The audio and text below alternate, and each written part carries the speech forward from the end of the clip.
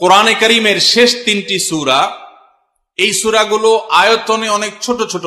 সূরা ইখলাস, যেটাকে আমরা কুল হুয়াল্লাহ সূরা বলি, সূরা ফালাক এবং সূরা নাস, এই তিনটি সূরা হলো গোটা কোরআনে যত বিশেষ ফজিলতপূর্ণ, বিশেষ মর্যাদাপূর্ণ সূরা আছে তন্মধ্য থেকে অন্যতম।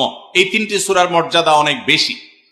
আমি শুধুমাত্র এই তিনটি সূরা সম্পর্কে সংক্ষেপে ফজিলত এবং মর্যাদা এবং কখন কখন আমাদের পাঠ করার নির্দেশ আল্লাহ তাআলা দিয়েছেন, কেন দিয়েছেন সে বিষয়ে কথা বলার পর এই সূরাগুলোর প্রত্যেকটি সংক্ষিপ্ত ব্যাখ্যা অনুবাদে আমরা চলে যাব ইনশাআল্লাহ তাআলা।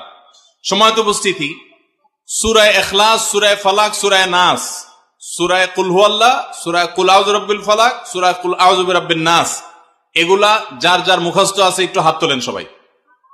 মাশাআল্লাহ, তার মানে আমাদের সবার মুখস্থ আছে। হাত নামায়েন না, হাত উঠায় রাখেন।